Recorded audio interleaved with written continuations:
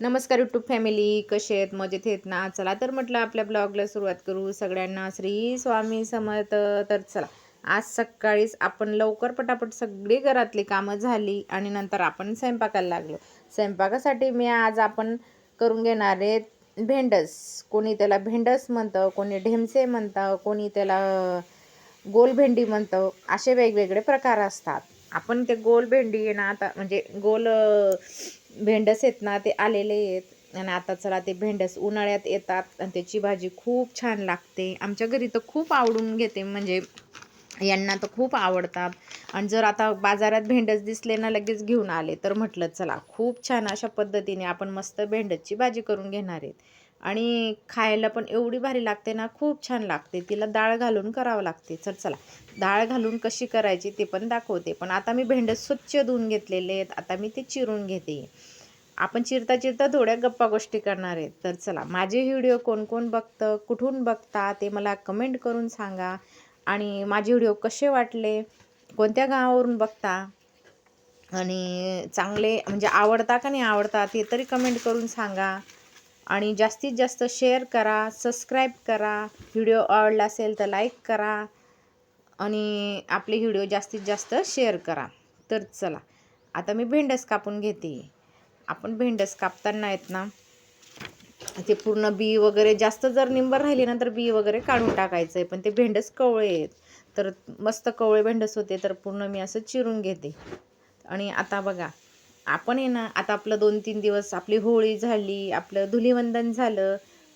धुलीवंदनच्या पण खूप म्हणजे सगळ्यांना शुभेच्छा दिलेल्याच होत्या. मी आपले व्हिडिओ टाकलेले होते.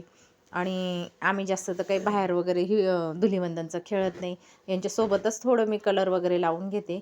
बस तेवढंच असतं आमचं. आणि दुसरं काही जास्त धुलीवंदनचं आम्ही खेळत नाही. आणि दादू कसा लहान असल्यामुळे दादू खेळत होता. आणि जास्त काही आमच्या कॉलनीत एवढं म्हणजे ज्याला आवडतं तो खेळतं. आपल्याला पहिल्यापासून काही एवढी आवड पण नाही, त्यामुळे काही एवढं खेळत नाही.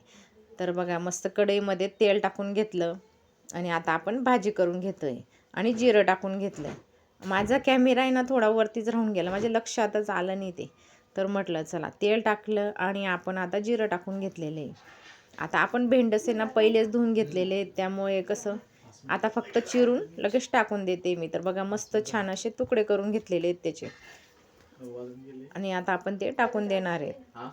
भेंडत चांगलं टाकल्यानंतर आपण ते चांगलं मिक्स करून देतोय. थोड्या वेळ तेलातच होऊ द्यायचं. तेलात झालं की मग खूप छान असे मस्त भाजी होते. तर बघा, मस्त असं तेलातच होऊ दिलेलं आहे. आणि हे पहा, चांगलं मिक्स करून घेते. हातात धरल्यामुळे थोडं हालचाल झाली का कॅमेरा इकडे तिकडे हलून जात होता. तर बघा, आता व्यवस्थित ठेवून दिला मी. तर आता आपली भाजी ना व्यवस्थित, आता आपण त्याच्यामध्ये चटणी टाकून घेतलेली आहे. थोड्या वेळ तेलात चांगले भेंडत झाले की मग चटणी टाकून द्यायची, हळद टाकून द्यायची आणि चांगलं मिक्स करायचं आहे. आणि तेल नाही ना, थोड्या वेळ तेलातच होऊ द्यायचे. तेलात झाले म्हणजे आपले मस्त लवकर शिजतात ते आणि भाजी पण खूप छान होते. नाही तर मग ते काही काही भेंडस निंबर राहिले की मग ते थोडं शिजायला त्रास देतात. त्यासाठी ना थोडं तेलात जास्त वेळ होऊ द्यावं लागतं. तर नंतर मग आपण ते मिक्स करून घेऊ. आणि बघा, थोडं पाणी टाकून दिलेलं आहे. पाणी टाकलं आणि थोडं अजून त्याला तेल सुटे तोपर्यंत आपण मस्त आता लसूण कुटून घेणार आहेत. लसूण आपल्या याच्यामध्येच कुटून घेतो आहे आपण, दगडी खलबत्त्यामध्ये. तर मस्त छान असतं दगडी खलबत्त्यामध्ये पण कुटून घेतलेलं. तर म्हटलं चला, हाय तर वापर करून घ्यायचा. तर हाय म्हटलं तर करून घेते मी त्याच्यामध्येच. तर फक्त त्याला रोज धुवायचं आणि ठेवायचं, ते जास्त. आपलं दुसरं खलबत्ता राहिलं ना, त्याला पटकन धुवून ठेवता येतो. हा धुवून धुवून ना भिजून जातो जास्त. पण त्याला रोज धुवून स्वच्छ करून मग पुसून ठेवावं लागतं. तर बघा, मस्त लसूण टाकून दिला भाजीमध्ये. आणि आता आपण परत थोड्या वेळ अजून शिजू देणार आहे. नंतर आपण डाळ शिजवून घेतलेली, पहिले तुरीची डाळ होती ना, डाळ शिजवून घेतली. आणि ती आपण भेंड चिरत होतो ना, तेव्हा ती 5 मिनटं डाळ शिजवून घेतलेली होती मी मस्त. आणि आता आपली डाळ पण टाकून घेणार आहेत. डाळ शिजून एका कोपऱ्याला ठेवून दिलेली होती. आता आपली भाजीमध्ये आपण तुरीची डाळ शिजवलेली ना, ती टाकून घेतोय. बघा, मस्त अशी तिला म्हणजे अर्धी शिजवायची, नंतर आपल्या भाजीमध्ये ती अर्धी शिजते. तिला थोडी अर्धी शिजून घेतलेली होती आणि खूप छान अशी मस्त भाजी होते. आणि खायला पण भारी लागते आपली भाजी.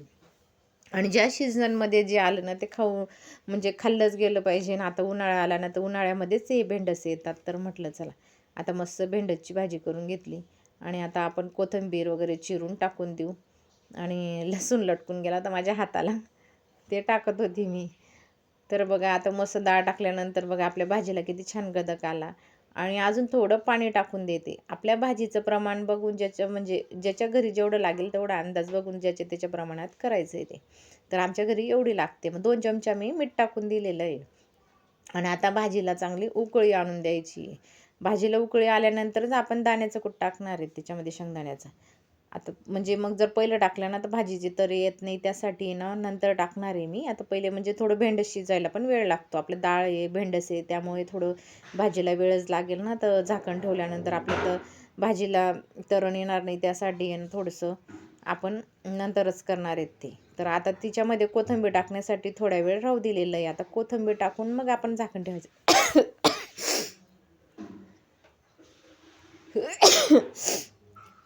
तर आता बघा मस्त कोथिंबीर चिरून घेतलेली आहे आणि आता कोथिंबीर टाकून देते मी. कोथिंबीर टाकल्यानंतर आपण भाजी झाकून ठेवायची आता. आणि झाकण थोडं अर्धं झाकाय म्हणजे असं एका साईडला उघडं ठेवायचं आहे. तर बघा आता चांगलं थोडं मिक्स करून देते अजून परत. आणि नंतर मग आपण हे पहा किती छान अशी तरी येते ना. आता थोडी मिक्स करून देते आणि नंतर आपण एका साईडला झाकण असं उघडंच ठेवणार आहे. म्हणजे आपण एका कोपऱ्यात पूर्ण जर लावलं ना मग भाजीला तरण येत नाही चांगलं. तर त्यासाठी एका कोपऱ्याला असं उघडंच ठेवणार आहेत म्हणजे खूप छान होतं. नंतर मग बघा आपण दाण्याचं कूट टाकून दिलेलं आहे आता. आता दाण्याचं कूट टाकल्यानंतर आपली भाजी थोडी आता घट्ट होणार आहे. आणि डाळची असल्यामुळे जास्त तर काही दाण्याचं कूट टाकलेलं नाही मी. 4-5 चमचे टाकलेले आहेत आणि आता थोडं अर्धं झाकण ठेवून अजून परत शिजून घेणार आहेत तिला.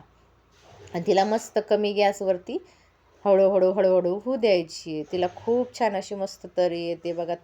गॅस बंद केला आणि थंड झाल्यावर बघा किती भारी झालेली आहे ना.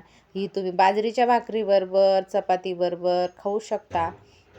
तुम्हाला भातबरोबर जशी आवडेल तशी खा. एवढी भारी लागते ना, खूप छान लागते. त्याच्यामध्ये तुरीची डाळ असल्यामुळे त्याची मस्त छान अशी चव येते. अशा पद्धतीने करून बघा, खूप छान लागते. कशी वाटली ते कमेंट करून सांगा. आणि आवडला असेल तर लाईक करा माझा व्हिडिओ, शेअर करा, जास्तीत जास्त सबस्क्राईब करत राहा. आणि कसं वाटलं ते कमेंट करा. भेटू पुढच्या व्हिडिओमध्ये. आजचा व्हिडिओ इथंच थांबवते.